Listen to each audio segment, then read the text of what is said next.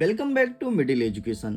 मेरे free fire lovers, अब मैं आपके सामने क्लास 10th के साइंस मतलब विज्ञान सब्जेक्ट का वही प्रश्न पत्र लेकर के आ चुका हूं जहां से बहुत सारे क्वेश्चन आपके एग्जाम में देखे जाने की संभावना है। वैसे तो इसका वीडियो ऑलरेडी मैं अपलोड कर दिया हूं, लेकिन उसमें मैं ओटी मतलब एग्जेक्टिव टाइप क्वेश्चंस को सॉल्व कराया हूं।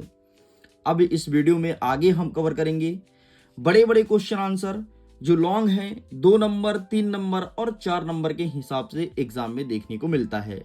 मैं वीडियो को शुरू करूं उसके पहले मैं आपको एक बड़ा निर्देश देना चाहता हूं कि अगर आपने वीडियो को देखना स्टार्ट कर दिया है और जितने भी क्वेश्चन यहां पर मैं दिखाऊंगा, प्लीज सारे क्वेश्चन को कंठस्थता अपने दिमाग में बैठा लेना, क्योंकि यही का यही क्वेश्चन आपके एग्जाम में छपने वाला है। तो बिना टाइम वेस्ट किए हम करते हैं जल्दी जल्दी वीडियो को शुरू और देखते हैं कि बड़े वाले क्वेश्चन किस प्रकार से रहेंगे हमारे एग्जाम के। तो यहां से हमारा क्वेश्चन स्टार्ट होता है क्वेश्चन नंबर 6 से। हमारा छठा नंबर कहता है कि वायु में जलने से पूर्व मैग्नीशियम रिवर को साफ क्यों किया जाता है। आखिरकार क्या रीजन है कि हम मैग्नीशियम रिवर को साफ करते हैं। तो ये रहा इसका आंसर आपके सामने। 2020 और 22 के एग्जाम में भी पूछा गया था।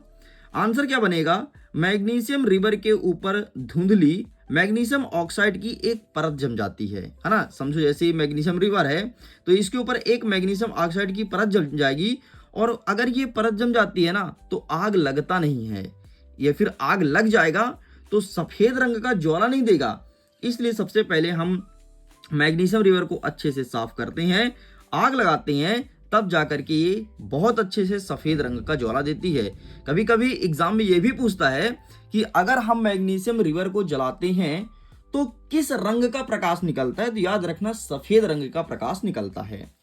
आगे हमारा नेक्स्ट क्वेश्चन कहता है संयोजन तथा वियोजन अभिक्रिया क्या है। आइए देखते हैं संयोजन। अच्छा, पहले आसान भाषा में समझ लो। देखो, संयोजन का मतलब होता है कोई चीज को जोड़ना। मतलब हमने दो केमिकल लिया और दो केमिकल को आपस में जोड़ करके एक नया केमिकल बनाते हैं, उसे कहते हैं संयोजन। और वियोजन का मतलब वियोजित करना, ये कोई चीज को तोड़ना। अब देखो यहां पर देखो, संयोजन को ध्यान से देखना, ठीक है। सबसे पहले एग्जांपल देखो, कभी भी ऐसे क्वेश्चंस को पढ़ो तो एग्जांपल देखो। देखो, सबसे पहले हमने CH3 लिया मतलब अमोनिया, फिर HCl मतलब हाइड्रोक्लोरिक अम्ल लिया। देखो, इसका इन दोनों का जब मैं रिएक्शन करा तो हमें क्या निकल के आया, CH4Cl, और ये एक नया प्रोडक्ट निकल के आया, इसी को कहते हैं संयोजन। अब जरा समझना, वे रासायनिक अभिक्रियाएं जिनमें दो या दो से अधिक तत्व या यौगिक संयुक्त होकर के एकल उत्पाद बनाते हैं। देखो ना, दो या दो से अधिक है और जुड़ करके एकल उत्पाद बनाते हैं, बस इसी को हम संयोजन कहते हैं। दूसरा क्या पूछा है, वियोजन ना। वियोजन आपका यहां पर संयोजन है, ये नीचे वियोजन, जिसे अपघटन भी कहते हैं। ध्यान से देख लो, अगर एग्जाम में अपघटन आ जाए तो कंफ्यूज मत होना, वियोजन ही कहलाता है। अब वियोजन क्या होता है, समझो हमने एक केमिकल ले लिया, एक केमिकल को हमने गर्म किया, ऊष्मा दिया और गर्म करके उसे हमने तोड़ा दो अलग अलग केमिकल में, वही तो वियोजन है। अरे भैया, जैसे ये पेंसिल है, इस पेंसिल को यहां से मैं तोड़ दूं, अलग अलग बन जाएगा, ये वियोजन है। अच्छा, तोड़ने के लिए मैंने क्या किया, कुछ ना कुछ किया, मैंने ताकत लगाया मेरे भाई। बस ऐसे देखो ना, इसमें ऊष्मा दिया। ऊष्मा लिखना जरूरी है, भूलना मत। अगर ऊष्मा भूल जाओगे तो मास्टर साहब तुम्हें नंबर देने से भूल जाएंगे। अब देखो, वियोजन क्या है, वे रासायनिक क्रिया जिसमें एक अभिकारक टूट करके दो या दो से अधिक छोटे छोटे उत्पाद में विखंडित होता है, उसे वियोजन कहते हैं। अपने शब्दों में भी लिख सकते हो कि वे रासायनिक अभिक्रिया जिसे ऊष्मा देने पर या जिसे बाहर से उत्प्रेरक देने पर जो दो अलग अलग या फिर दो या दो से अधिक अलग अलग छोटे छोटे उत्पाद में टूटते हैं, उसे वियोजन कहते हैं। अगर तुमसे ये याद है एग्जाम्पल, आसानी से तुम उसका डेफिनेशन लिख सकते हो। चलो आगे बढ़ते हैं। नेक्स्ट हमारा 7वां नंबर कह रहा है, पीतल एवं तांबे के बर्तन में दही एवं खट्टे पदार्थ को क्यों नहीं रखना चाहिए। तो आइए दिखा देते हैं इसका भी सही आंसर क्या लिखोगे। तो ये रहा है आपके सामने इसका आंसर। ये क्या लिखा है, जरा ध्यान से सुनना। दही एवं खट्टे पदार्थ में अम्ल होते हैं, ठीक है, और पीतल से अभिक्रिया करके जिंक एवं कॉपर के तथा तांबे से क्रिया करके कॉपर की लवण बनाते हैं।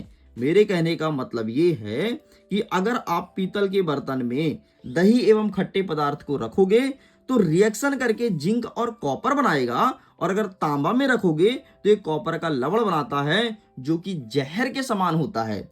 इसलिए हमें पीतल एवं तांबे के बर्तन में दही या खट्टे पदार्थ नहीं रखना चाहिए। अगर इनके बर्तन में कभी खाना रख के खाओगे ना, खाना मतलब तुम दही रख के खा लिए या फिर कोई भी खट्टे पदार्थ नींबू निचोड़ खा लिए, तुम खा ले तुम्हारा डेथ हो जाएगा। इतना जहर बन जाता है, पूरा एकदम जहर का काम करता है। चलो आगे बढ़ते हैं। नेक्स्ट क्या कह रहा है अथवा में कि धोने का सोडा एवं बेकिंग सोडा का उपयोग लिखो। क्या होता है धोने का सोडा और क्या होता है बेकिंग सोडा, ये रहा है आपके सामने। धोने का सोडा मतलब इसका यूज कांच, साबुन एवं कागज उद्योग में होता है। ठीक है। दूसरा नंबर, इसका उपयोग घर के साफ सफाई के लिए किया जाता है।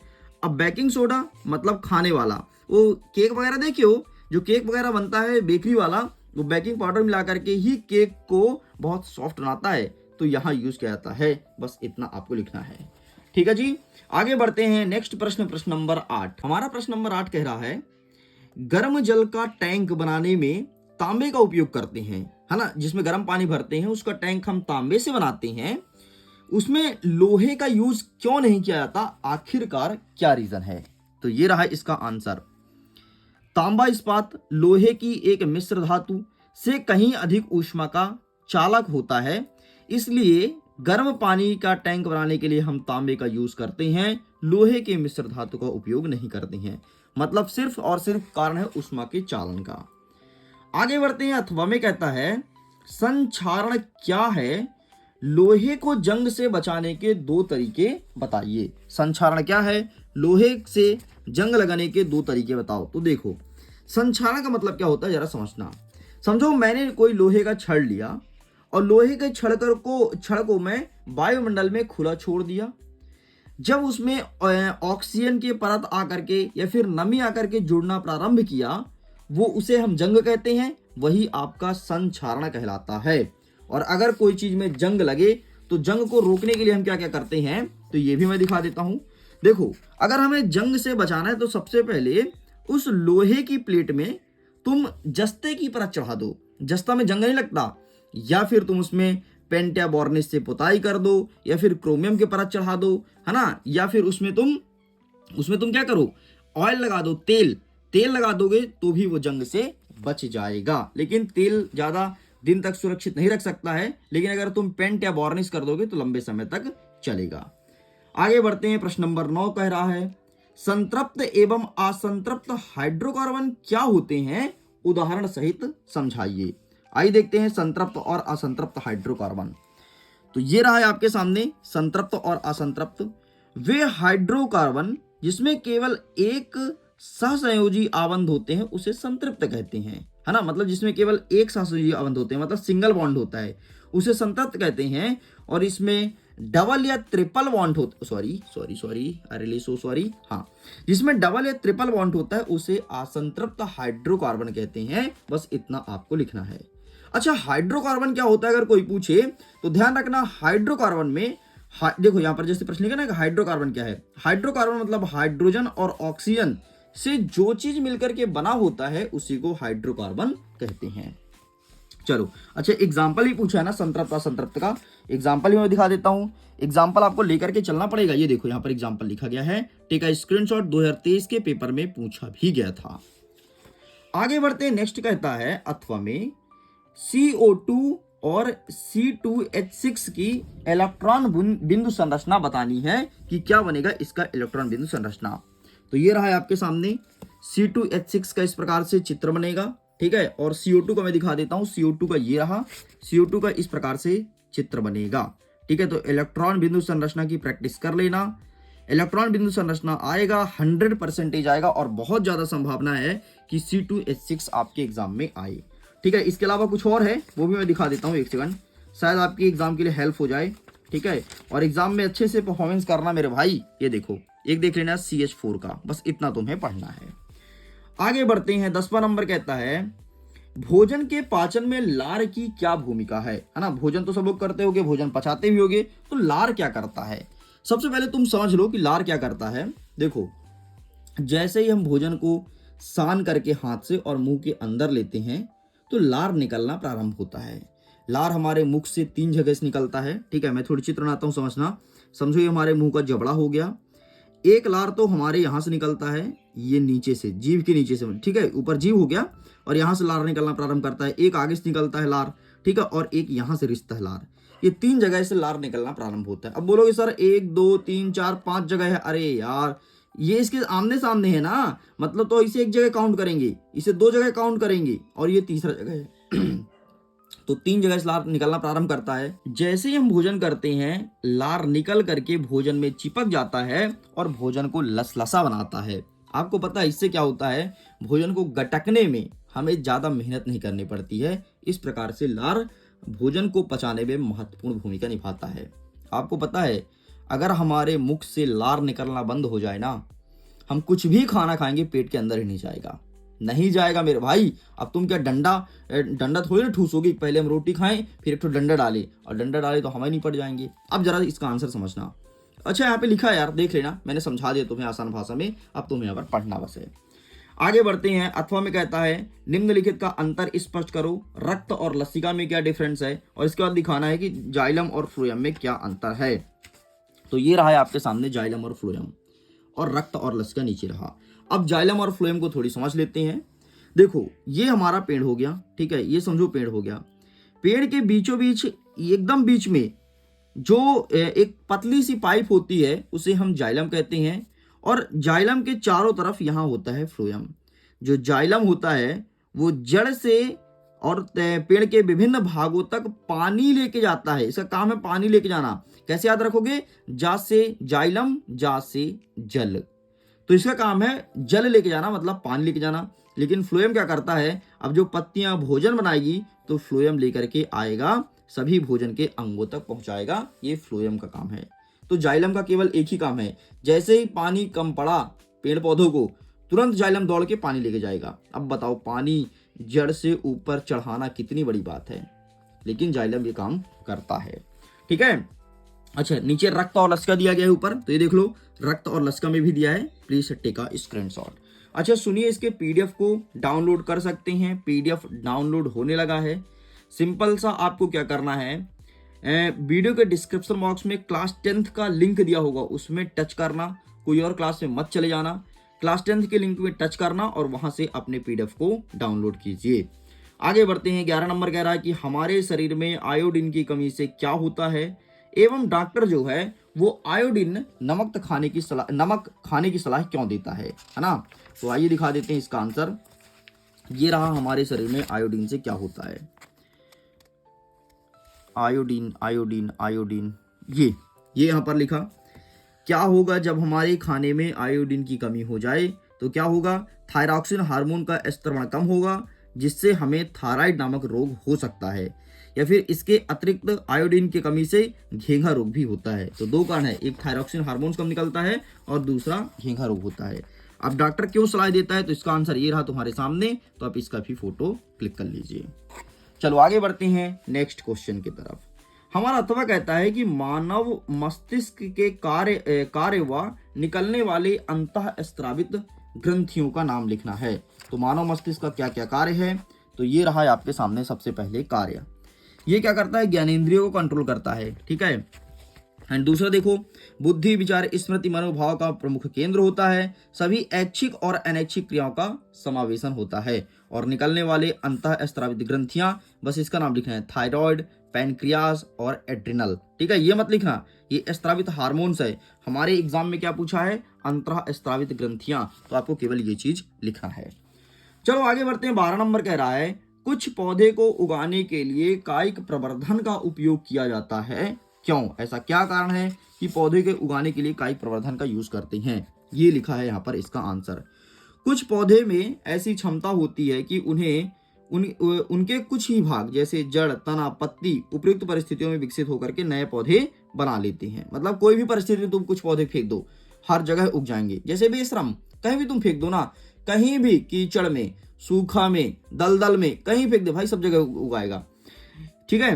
नेक्स्ट कहता है कि इस प्रक्रिया में नए पौधे शीघ्र तथा आसानी से उत्पन्न हो जाते हैं तथा ऐसे पौधे भी इस विधि से उगाए जा सकते हैं जो बीज उत्पन्न करने की क्षमता खो चुके होते हैं। इसके अतिरिक्त इस प्रकार से उत्पन्न पौधे आनुवांशिक रूप से जनक पौधे के समान होते हैं, इसलिए कुछ पौधे को उगाने के लिए कायिक प्रवर्धन का यूज किया जाता है। इससे कहने का मतलब ये है कि कुछ पौधे ऐसे होते हैं, पौधे के भाग ऐसे होते हैं जिसका कोई भी भाग तुम उठा करके फेंक दो वो उगाएगा।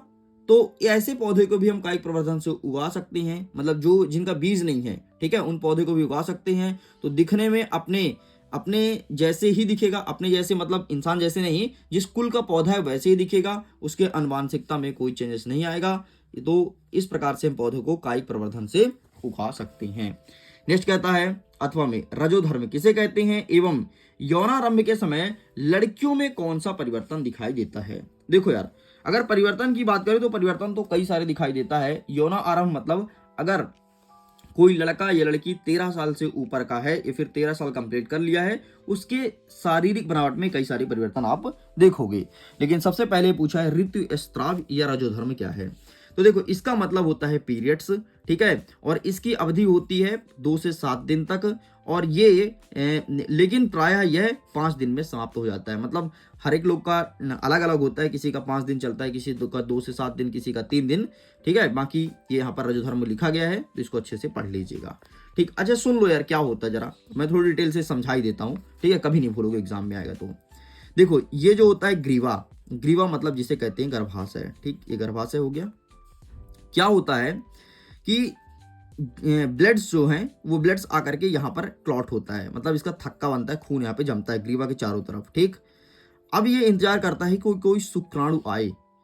शुक्राणु जैसे ही एंटर करता है, तुरंत ये जो ब्लड्स होते हैं या फिर जो अंडाणु होता है, तुरंत शुक्राणु को खींचने का प्रयास करता है और शुक्राणु को खींच करके ग्रीवा में ले आता है। मतलब ये प्रक्रिया तो बाहर होता है, जहां से इनिशिएशन होता है वहां से होता है, लेकिन मैं तुम्हें अंदर की प्रोसेस समझा रहा हूं।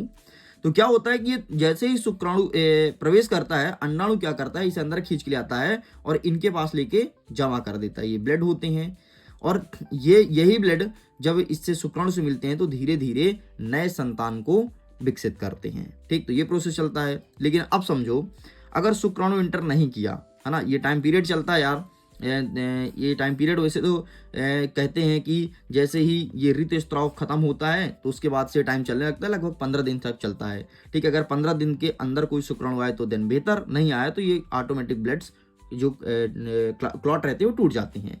तो क्या होता है, शुक्राणु आया अंदर, ठीक है, जैसे शुक्राणु अंदर आता है तो ये सब खींचने का प्रयास करते हैं, और अगर शुक्राणु नहीं आया ही नहीं तो फिर ये क्या करेंगे कि ऑटोमेटिक इनका जैसे ही लगभग 30 दिन खत्म होता है, ये ऑटोमेटिक क्लॉट्स टूट करके और बाहर निकल जाते हैं। बस ये कहलाता है ऋतुस्राव, ठीक है। और ये लगभग 5 से 7 दिन निकलता है ना। भयंकर पेन होता है, ये इतना पेन होता है जैसे कोई बच्चे को जन्म देता है ना, उतना ही पेन ये इसके टूटने पर भी होता है ना।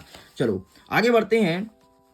अच्छा, यौनारंभ के समय कौन कौन सी परिवर्तन दिखाई देती है तो इसका भी देख लो। तो ये देखो, सबसे पहले क्या होता है, कांख और जांघ में बाल के गुच्छे निकलने लगते हैं, ठीक है, और स्तन के आकार में वृद्धि होने लगता है, रजोधर्म प्रारंभ होता है, और लड़कियों में कई प्रकार के शारीरिक बनावट में भी परिवर्तन देखने को मिलता है। आगे बढ़ते हैं। 13 नंबर कह रहा है कि मानव में बच्चे का लिंग निर्धारण कैसे होता है एवं गुणसूत्र की भूमिका बताइए। देखो, इसका आंसर हम आपको दिखा देते हैं, ठीक है, 1 सेकंड जरा वेट कीजिएगा। ये रहा बच्चों में लिंग निर्धारण, इसे आप पढ़ लेना, मैं थोड़ी सी समझा देता हूं। देखो क्या होता है, कोई भी इंसान हो, सभी में होते हैं 23 जोड़ी गुणसूत्र। कितने? 23 जोड़ी गुणसूत्र। ये 23 जोड़ी गुणसूत्र में से जो 22 जोड़ी गुणसूत्र हैं, ये बच्चे के शरीर का निर्माण करता है, लेकिन लिंग का निर्धारण नहीं होता, है ना। पहले शरीर बनता है, 22 जोड़े से पहले बन गया शरीर। अब जब एक माता का और एक पिता का आकर के संकरण करता है तो अगर XX मिला तो होगा बच्चा, XY मिला तो होगी बच्ची। अच्छा, इसको हम ज्यादा डिटेल में भी डिस्कस करेंगे टॉपर सीरीज वर्ष 2026 के क्लास में। अगर आपने नहीं जुड़ा है तो जुड़िए, गुड अपॉर्चुनिटी है। 20 नवंबर से एक नया क्लास स्टार्ट कर रहा हूं जिसमें पूरा सिलेबस कंप्लीट कराया जाएगा A to Z। Topper series से जुड़िएगा जरूर, बहुत फायदा मिलेगा। मैं सब कुछ पढ़ाऊंगा और मैं अच्छे अच्छे टीचर्स भी लेकर के आऊंगा, मतलब तुम्हारे लिए जितना कुछ करना होगा तो मैं करूंगा, आपको पता है सारे सब्जेक्ट पढ़ाऊंगा। आपके कितने सब्जेक्ट लगते हैं? 6। लेकिन संस्कृत को छोड़ करके या फिर आईटी को छोड़ करके बाकी सब कुछ पढ़ाया जाएगा।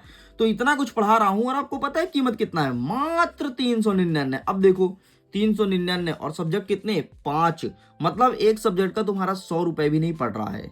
अगर कोर्स से तुमको जुड़ना है तो वीडियो के डिस्क्रिप्शन बॉक्स में लिंक दिया गया है कोर्स का, इनरोल कर लो, जल्दी से जुड़ जाओ। 20 नवंबर से क्लासेस स्टार्ट हो रही है और डिटेल में समझाएंगे कैसे बच्चे का जन्म होता है, कैसे बच्चा बनता है, ये सबको डिस्कस करेंगे। अभी मेरे पास समय कम है इसलिए मैं थोड़ी ऊपर ऊपर की बातें बता रहा हूँ। जब आओगे क्लासेस में फिर देखना मजा आ जाएगा और एक एक चीज समझ जाओगे। जो तुम हो सकता है नहीं पढ़े हो वो भी तुमको यहाँ पर सिखा दिया जाएगा।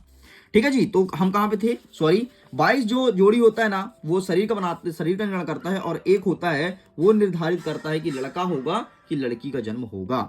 हमारे अथवा में कहता है कि मेंडल ने अपने प्रयोग में मटर के पौधे का चयन क्यों किया? देखो मेंडल ने मटर के पौधे का चयन किया था, उससे कई सारे रीजन थे। सबसे पहले जो मटर का पौधा होता है ना वो आसानी से कहीं भी उत्पन्न हो जाता है। देखो मटर का पौधा उभयलिंगी तथा स्वपरागित आसानी से उगने वाला वार्षिक पौधा है। कहीं भी उगा लो और कभी भी उगा लो, कोई सीजन में। ठीक है, और तुमको बड़ी बात बताऊं, इसका जीवन काल कम होता है। मुश्किल से मुश्किल 30 या 35 दिन में मटर तैयार हो जाता है। ठीक, तो ये बड़ा अच्छा चीज है और इसे आसानी से कृत्रिम परागण किया जा सकता है। मतलब अगर तुम घर में उगाना चाहते हो, परागण करके 2-3 मटर को लो, रिएक्शन कराओ तो वो भी हो जाता है। इसलिए मेंडल ने मटर के पौधे का चुनाव किया था। इस प्रकार से स्टूडेंट्स हमने 13 नंबर तक कंप्लीट कर दिया। अब देखो मैं समझा के क्या पढ़ा रहा हूं इसलिए वीडियो थोड़ी लॉन्ग हो रहा है, लेकिन एक बार जो तुम समझ लिए ना, यकीन मानो एग्जाम में हमेशा काम आएगा। अब मैं जल्दी मिलूंगा नेक्स्ट पार्ट के वीडियो में जिसमें कवर करेंगे प्रश्न नंबर 14 से लेकर के आगे के क्वेश्चंस को। ओके, सो मैं करता हूं वीडियो को एंड। सारे क्वेश्चन को अच्छे से पढ़ लेना, एग्जाम में यहीं से 100% क्वेश्चन आने की संभावना है। वीडियो को एंड करता हूं। Thanks for watching. Topper series से जुड़ना मत भूलना। Bye bye.